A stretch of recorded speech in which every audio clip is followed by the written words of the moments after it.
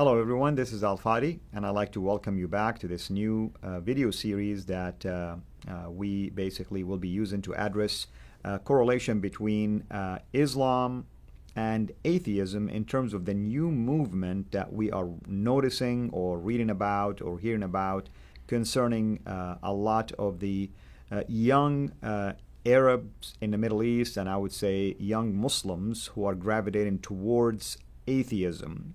Last time we gave you an introductory background concerning why this issue is crucial and why is it important for us to address it as believers in Christ, and how can we even deal with someone who is from a Muslim background declaring themselves to be atheist. Just like last time, with me here in studio is our dear brother David Wood. David, welcome back again. Now, last time we gave an introduction about, reasons. I feel like I'm supposed to do some of this sort of the bow, anyway. We welcome you, brother. Thank you so much for you being here. We should be doing that to you. So last time we gave some ideas about why, Muslims end up calling themselves atheist, causes behind that, percentages, of what we're witnessing. But today we're going to talk really about this connection between God, atheism, and the meaning of life, technically speaking. You said something that was amazing the other day to me, that for a Muslim, just to leave Islam and call themselves atheist, it's almost like a radical change in their worldview. Could you elaborate on that? Yeah, I think people are jumping into things a little too quickly without exploring the implications of this. I mean, on the one hand, it's really cool that people are leaving Islam. I'm sure you remember a time when there weren't a lot of people who were acknowledging that they had left Islam. That's right. I mean, I just remember when Nabil was getting started out, it was rare to hear from ex-Muslims. There were ex-Muslims, but they weren't very vocal about it. So Nabil's going around, there's very few, whereas now they're everywhere. They're all over the place. But a lot of ex-Muslims are identifying as atheists, and when you talk to them, when you have discussions with them, it becomes very clear that the vast majority of them have not really seriously studied any alternative to Islam. They just rejected Islam and they jumped on board the atheist train without examining any other alternative to see whether some other alternative is true or whether there should be concerns about atheism itself, whether they have good grounds for atheism.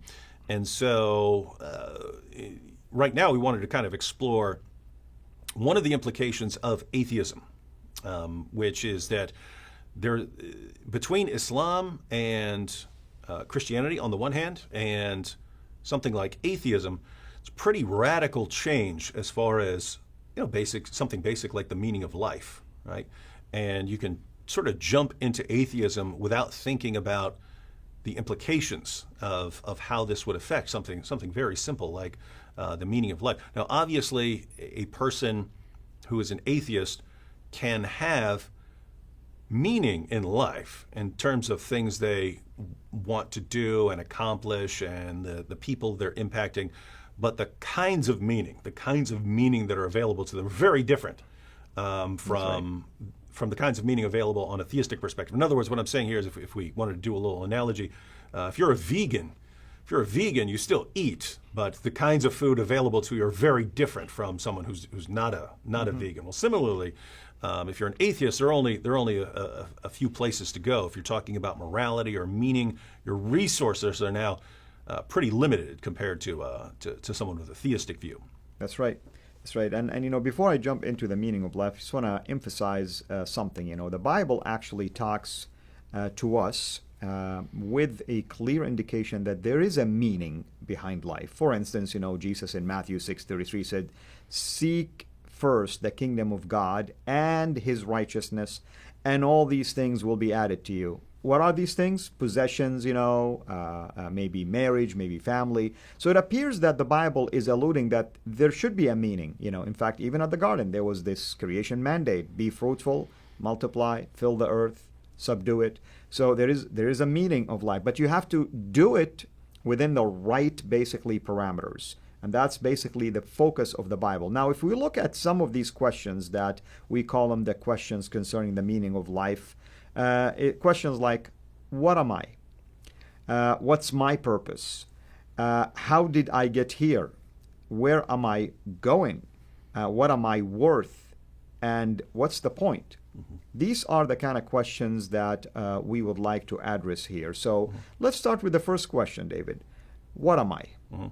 Yeah, and so all of these questions are basically going to draw attention to the different way atheism would answer the question versus the way theism would answer the question.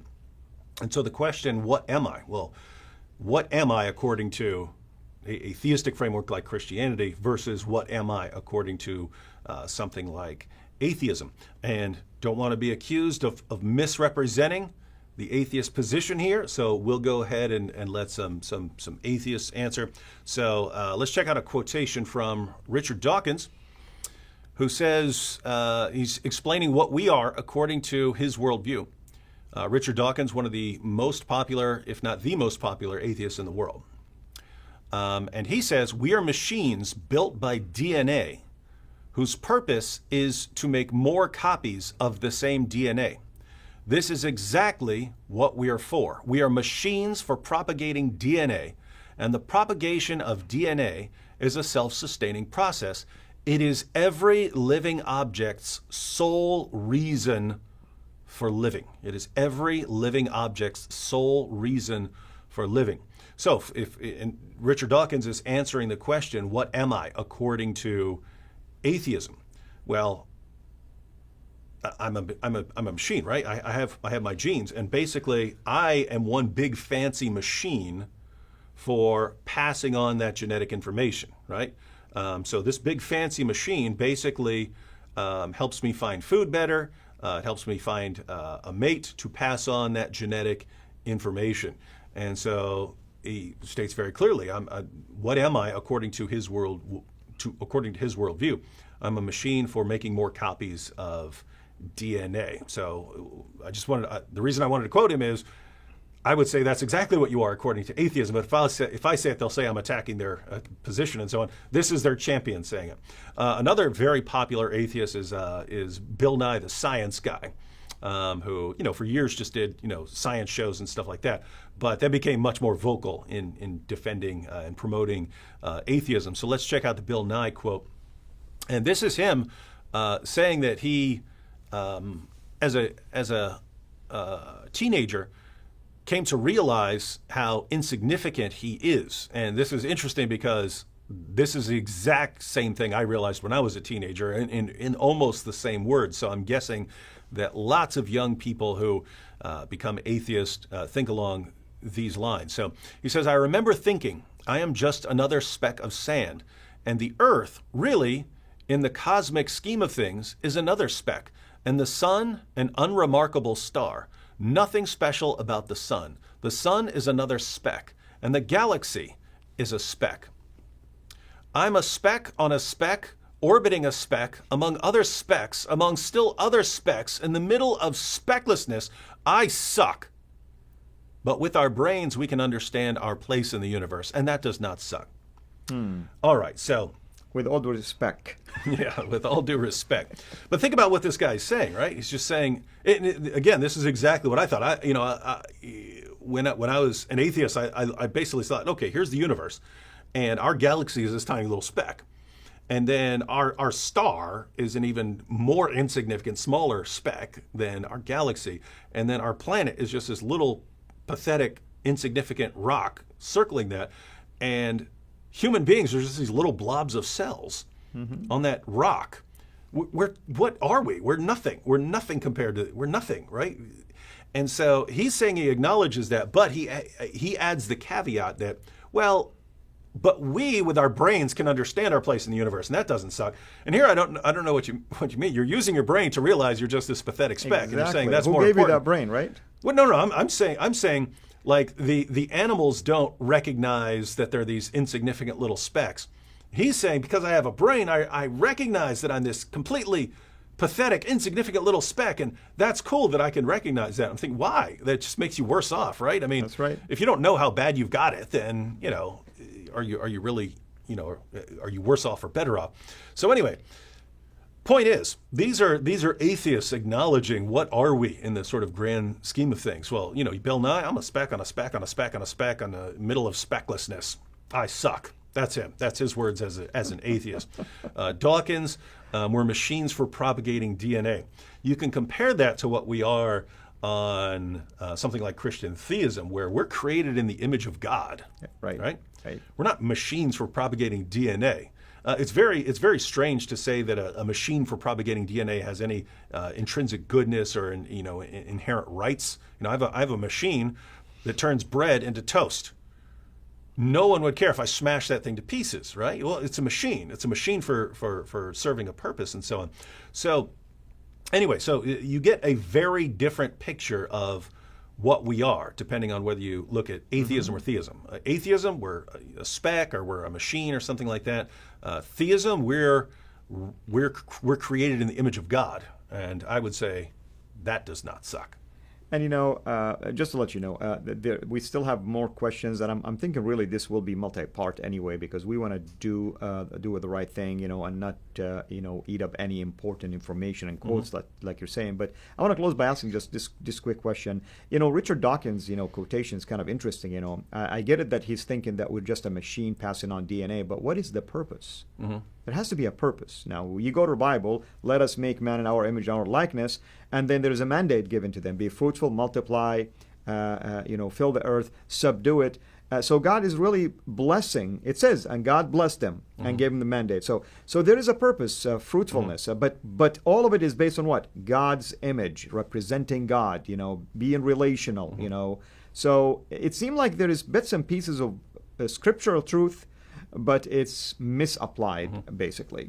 Yeah, and I mean, if you think about it, so that second question, that what's my purpose? He's already answered it, right? In saying what I am, I'm a machine for propagating DNA. Now we have his purpose according to atheism. According to Richard Dawkins, my purpose is I'm a representative of a molecule, right?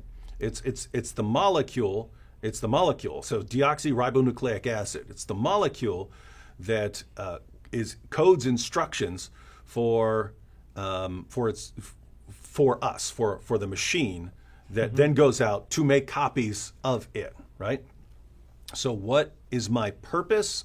I am here to make more copies of that molecule. I'm here to help that molecule make more copies of itself.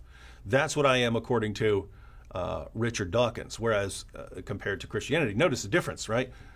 According to Christianity, I'm a representative of God, right? Amen. I'm the image of God, and I'm here as a representative of God. So think about this. Just think about this, because it's massive. You can't be farther apart than saying, one, I'm here as a representative of a molecule to carry out the dictates of this molecule, versus I'm here as a representative of God to carry out the will of God. Amen. It's completely different, right? One is reducing me to some little servant of some little insignificant, mindless thing, and the other is God declaring that the God of the universe Amen. has sent me. You can see the theme here between Nye and also Richard Dawkins is like reducing us below, like speck of. They're degrading. They're degrading. Yeah, exactly. And this is why.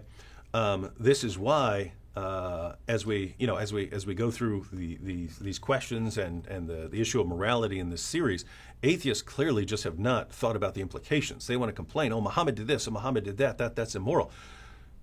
According to your worldview, we're meaningless specks and we're machines for propagating DNA. Where are you getting these ideas that it's wrong and immoral to go out and wage jihad? Where are you getting the idea that you shouldn't kill apostates? Why shouldn't a machine for propagating DNA kill another machine for propagating DNA? Who cares what one speck does to another, right?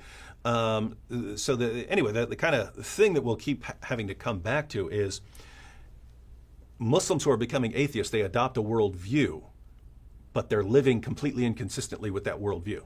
In other words, they're not really living like atheists. If you're really living like an atheist, yeah, I don't see how you'd even seriously complain about Muhammad. That's right.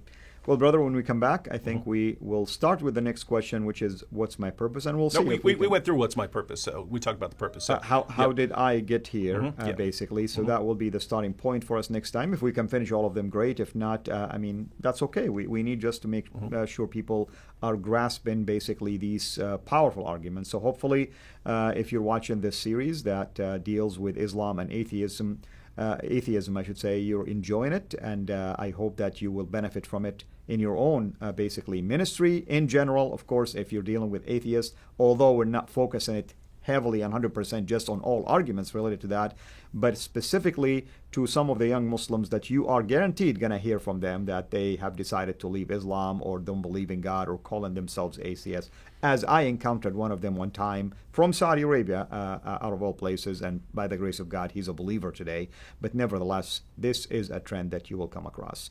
Thank you again, brother, and thank you for watching. Until we meet again, have a blessed day. Thank you so much for taking the time to watch this video.